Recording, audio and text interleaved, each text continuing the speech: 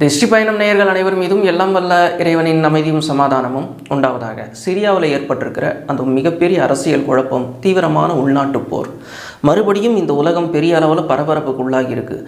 இப்போ தான் ஒரு போர் முடிஞ்ச மாதிரி இருக்குது, மறுபடியும் ஒரு போர் தீவிரமான முறையில் நடக்குது அப்படின்னு சொல்லும் பொழுது அங்கே என்ன தான் நடக்குது அப்படின்னு கேட்ட நம்மளுடைய சகோதரர்களுக்காக இந்த பதிவு. சிரியாவில் நடந்திருக்கிற இந்த திடீர் அரசியல் குழப்பம், மிகப்பெரிய உள்நாட்டு யுத்தம், நிலை குலைஞ்சிருக்கிற இந்த சிரியா, சம்பித்திருக்கிற இந்த மத்திய கிழக்கு, அடுத்து என்னெல்லாம் நடக்க போகுது அப்படிங்கிற ஒரு தீவிரமான ஒரு கவனத்துக்குள்ள மத்திய கிழக்கு கொண்டு வரப்பட்டிருக்கு. குறிப்பாக சிரியா, அங்கே என்ன மாதிரியான விஷயங்கள்லாம் நடந்துக்கிட்டு இருக்குது அப்படின்னு நம்ம பார்த்துட்டு இருக்கும்போது, நடந்துக்கிட்டு இருக்கக்கூடிய அத்தனை விஷயங்களுக்கு பின்னாடியும் மேற்குலகம் இருக்குது, அமெரிக்காவும் இஸ்ரேலும் இருக்குது அப்படிங்கிற ஒரு குற்றச்சாட்டு மத்திய கிழக்கில் இருக்கக்கூடிய அத்தனை ஊடகங்களும் முன்வைக்கிறது. உண்மையிலேயே இவங்க தான் பின்னணியில் இருக்காங்களா அப்படின்னா, ஆமாம், அவங்க தான் பின்னணியில் இருக்காங்க அப்படின்னும் நம்ம வெளிப்படையாகவே சொல்லலாம். ஏன் அப்படின்னா, இந்த புரட்சியாளர்கள், கிளர்ச்சியாளர்கள் கையில் இருக்கக்கூடிய ஆயுதங்கள் எல்லாமே அவர்களுடைய தொழில்நுட்பமாக, அவர்களுடைய ஆயுதமாக இருந்துகிட்டு இருக்கு. இப்போ ஹிஸ்புல்லா, ஹவுத்தி, ஹமாஸ் இவங்க எல்லாருக்கும் பின்னாடியும் ஈரான் தான் இருந்தது அப்படின்னு எல்லாரும் சொன்ன அந்த ஒரு காரணம் என்ன? அவர்கள் பயன்படுத்தின அத்தனை ஆயுதங்களும் ஈரானுடையதாக இருந்தது. இது ஈரானே மறுக்க முடியாத ஒரு உண்மை. அதே மாதிரி தான் இந்த கிளர்ச்சியாளர்கள் பயன்படுத்திக்கிட்டு இருக்கக்கூடிய ஆயுதங்கள் மேற்குலகை சேர்ந்தது.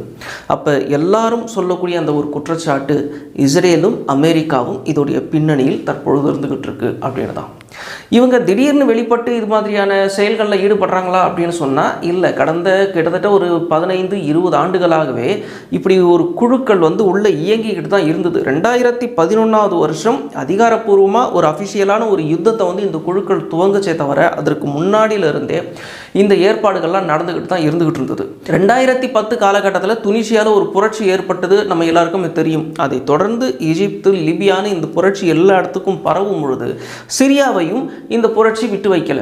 நீண்ட காலமாக இருந்த ஆட்சியாளர் ரொம்பவும் சர்வாதிகாரம் செஞ்சுக்கிட்டு இருக்கார் அப்படிங்கிற பேரில் மக்கள் நியாயமான முறையில் ஒரு பெரிய போராட்டத்தில் இயங்கும் பொழுது, சமயத்தை எதிர்பார்த்து கொண்டிருந்த ஆயுத குழுக்கள் அவர்களுக்கான வாய்ப்பை கிடைக்கும் பொழுது ஐஎஸ் அப்படிங்கிற பேரில் அவங்க பாஞ்சாங்க. Islamic State of Iraq and Syria அப்படிங்கிற பேரில் அவங்க வெளிப்பட்டாங்க. அவர்களுடைய நோக்கம் என்னவா இருந்தது? இஸ்லாமிய ஆட்சியை நடைமுறைப்படுத்துறது. இப்போ இருக்கிறவங்களுடைய நோக்கம் என்னவா இருக்குது அப்படின்னு சொன்னால், அதே நோக்கமாங்கிறது இன்னும் தெரியல, ஆனால் அதுவாக தான் இருக்கும்.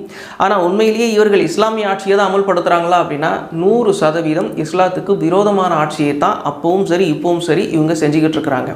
சரி, இப்போ இருக்கிறவங்க ஐஎஸ் தானா அப்படின்னா ஐஎஸ் தான், ஆனால் வேற பேரில் வந்திருக்கிறாங்க.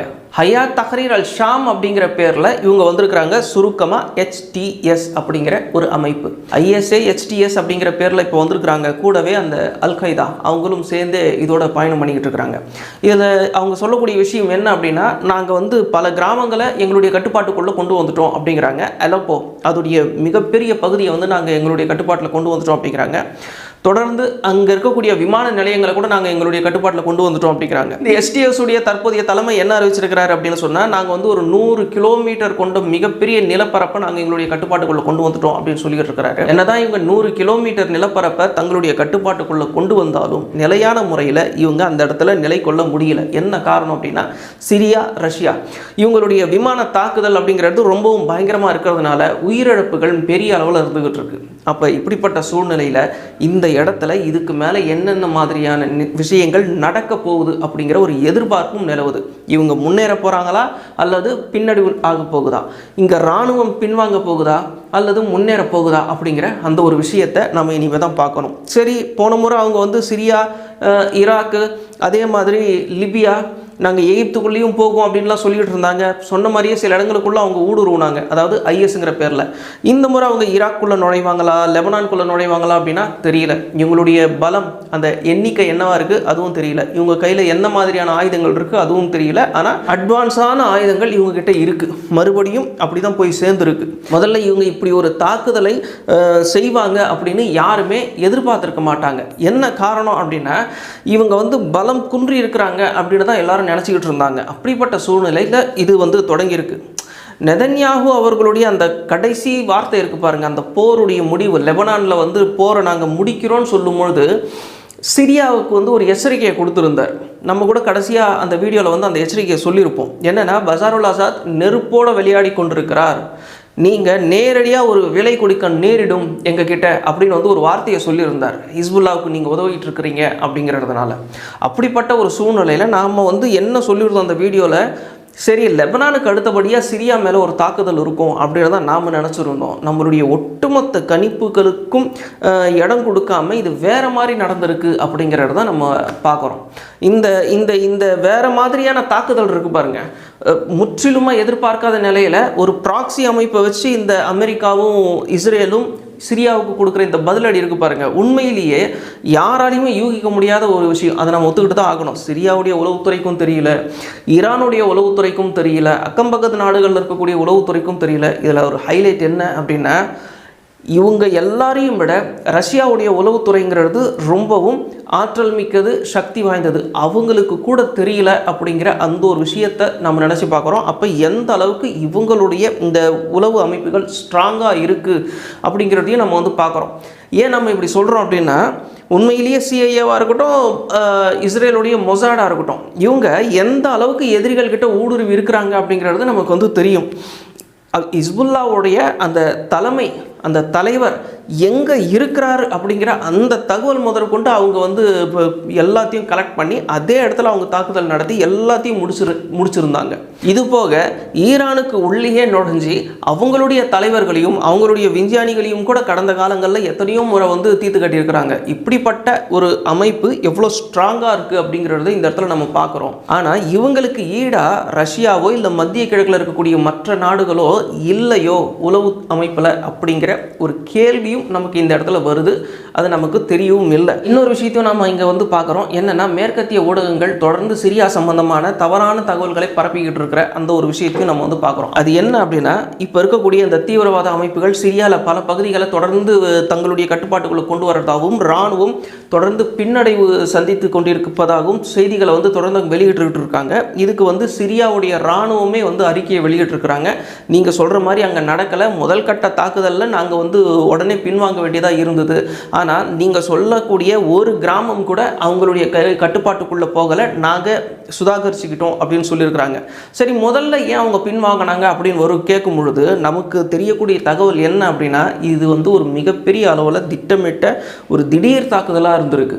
ஒரு இராணுவத்தையே பின்னடைவு சந்திக்க வைக்கக்கூடிய அளவுக்கான ஒரு தாக்குதலாக இது இருந்திருக்கு. அதனால் கொஞ்சமும் இந்த தாக்குதலை எதிர்பார்க்காத இராணுவம் உடனடியாக அங்கேருந்து பின்வாங்கியிருக்கு. ஆனால் தற்பொழுது இராணுவம் மிகப்பெரிய அளவில் தாக்குதலுக்கு தயாராகி வருவதாக செய்திகளும் வருகிறது. எந்நேரம் வேண்டுமானாலும் மிகப்பெரிய தாக்குதலை சிரிய இராணுவம் துவங்கலாம் அப்படிங்கிற அந்த ஒரு விஷயத்தையும் நம்ம வந்து பார்க்குறோம். சரி, இது மாதிரி சிரியாவில் குழப்பம் விளைவிக்கிறதுனால என்ன மாதிரியான விஷயங்கள்லாம் வந்து இந்த மேற்கு உலக நாடுகளுக்கு, குறிப்பாக இஸ்ரேலுக்கும் அமெரிக்காவுக்கும் கிடைக்கும் அப்படின்னு நம்ம பார்த்தோம்னா, இப்போ ஹிஸ்புல்லாவை வந்து முழுசாக அழிச்சிட்டு தான் இந்த போரை நாங்கள் நிறுத்துவோம் அப்படின்னு சொல்லியிருந்தார் நெதன்யாஹு அவர்கள். ஆனால் இஸ்ரேலுடைய அந்த ஆயுத கிடங்கு காலியாயிருச்சு. இதுக்கு மேலே ஒரு 2 மாதமாவது நம்மளுக்கு டைம் வேணும் அப்படின்னு வந்து அவர் சொல்லியிருந்தார். இந்த சூழ்நிலையில் ஹிஸ்புல்லாவும் ஆயுதங்களை சேகரிச்சிரும், தங்களுடைய பலத்தை அவங்களும் மீட்டுக்கிறதுக்கான வாய்ப்பு இருக்குது. அப்படி விட்டோம் அப்படின்னு சொன்னாக்கா பிரச்சனையாகும். அப்போ இவங்களுக்கு ஆயுதங்கள் எந்தெந்த வழியெல்லாம் வருது அப்படின்னு இவங்க பார்க்கும் பொழுது சிரியாவிலிருந்து அதிகமான ஆயுதங்கள் இவங்களுக்கு வருது. அப்போ சிரியாவில் இவங்களுடைய ஆயுதங்கள் தடுக்கப்படணும், ஆயுத கடத்தல் தடுக்கப்படணும் அப்படின்னு சொன்னாக்கா இவர்களை வைத்து ஒரு ஒரு உள்நாட்டு யுத்தத்தை உருவாக்கினால் மட்டும்தான் இதை எல்லாத்தையும் தடுத்து நிறுத்த முடியும் அப்படின்னு இவங்க நினைச்சதுடைய விளைவு தான் இந்த யுத்தம். நம்ம பார்த்த சில வீடியோ காட்சிகள்லாம் கூட அதை உறுதிப்படுத்துது. என்ன அப்படின்னா, ஹிஸ்புல்லா பயன்படுத்தின அந்த இடங்களெல்லாம் வந்து இவங்களுடைய கட்டுப்பாட்டுக்குள்ளே போனோன்னே ஹிஸ்புல்லாவுடைய கொடியெல்லாம் தூக்கி போடுறாங்க, அவங்க பயன்படுத்தின அறைகள்லாம் போட்டு உடைக்கிறாங்க. அப்போ நம்ம தெளிவாகவே புரிஞ்சிக்க முடியுது இதுக்கு பின்னாடி இருக்கக்கூடிய விஷயங்கள் என்ன, ஏன் இந்த போரை வந்து அவங்க துவக்கினாங்க அப்படின்னு. எப்படி ப்ராக்ஸி அமைப்பை வச்சு ஈரான் இதுவரைக்கும் இஸ்ரேலை எதிர்த்துக்கிட்டு இருந்ததோ, இப்போ ப்ராக்ஸி அமைப்புகளை வச்சு அமெரிக்காவும் இஸ்ரேலும் சிரியாவை தாக்கி கொண்டிருக்கிறது அப்படிங்கிற ஒரு விஷயத்தை நம்ம வந்து பார்க்குறோம். எது எப்படியா இருந்தாலும் சரி, எல்லா நாடுகளும் ஒரே மாதிரியான விஷயங்களில் தான் இருந்துகிட்டு இருக்கு. ப்ராக்ஸி அமைப்புகளை வைத்து கொள்வது, பிற நாடுகளுக்கு எதிராக சதி செய்கிறது, சில தலைவர்களை கொலை செய்கிறது. எந்த நாடுமே இதில் விதிவிலக்கு இருக்கிற மாதிரி தெரியல. உளவுத்துறையை வச்சுக்கிட்டு என்ன வேணாலும் செய்கிறது, ஏதாவது ஒன்று செஞ்சு முடிச்சதுக்கப்புறம் அதுக்கும் எங்களுக்கு சம்மந்தம் இல்லை அப்படின்னு சொல்கிறது. அப்போ இது மாதிரியான விஷயங்கள் மத்திய கிழக்கில் தொடர்கதையாகி நடந்துக்கிட்டே இருக்கிற இந்த சூழ்நிலையில் சிரியா இதுக்கு மேலே என்ன மாதிரியான நிலைக்கு ஆளாக போகுது அப்படிங்கிற அந்த ஒரு விஷயத்தை நம்ம பொறுத்திருந்து தான் பார்க்கணும். இன்னும் அதிகமான தகவல்கள் நம்ம திரட்ட வேண்டியிருக்கு. சிரியாவில் ஏன் இது மாதிரியெல்லாம் நடக்குது, சிரியாவை குறிப்பாக அவங்க குறி வச்சதுக்கு ஒரு முக்கியமான காரணமும் என்ன அப்படின்னு. காரணம் என்ன அப்படின்னா, இப்போ நடந்துகிட்டு இருக்கிற இந்த போரை அப்படியே மடைமாற்றமும் செய்ய ஆரம்பிச்சிருக்கிறாங்க. என்ன அப்படின்னா, அந்த ஷியா சுன்னி அப்படிங்கிற அந்த ஒரு சண்டை தான் இது அப்படிங்கிற அளவுக்கு இப்போது நிலைமை போயிருக்கு. ஆட்சி தலைவராக இருக்கக்கூடிய பஷார் அல் ஆசாத் அவர்கள் சிரியாவுடைய அதிபர் ஒரு ஷியா அமைப்பை சேர்ந்தவர். மக்களுடைய பெரும்பான்மையான மக்கள் சுன்னி சமுதாயத்தை சேர்ந்தவர்கள். 74% மக்கள் சுன்னி அமைப்பை சேர்ந்தவர்கள். இப்படி இருக்கிற சூழ்நிலையில் சகிப்புத்தன்மையோடு தான் இந்த ஆட்சி நடந்து கொண்டு இருந்தது. ஆனால் 2011 எல்லாமே மாறுச்சு, அரசியல் தலைகீழாக மாறுச்சு. ஐஎஸ்ங்கிற ஒரு அமைப்பு மத்திய கிழக்கே புரட்டி போட்டுடுச்சு அப்படின்னு தான் சொல்லணும். அதிகமான தகவல்களை நாம் இன்னும் இதை பற்றி தெரிந்து கொள்ள வேண்டியிருக்கிறது. இறைவன் நாடினால் அடுத்த பதிவில் நம்ம இது சம்பந்தமாக இன்னும் அதிகமாகவும் பேசுவோம். அடுத்த பதிவில் சந்திப்போம். நன்றி நேயர்களே.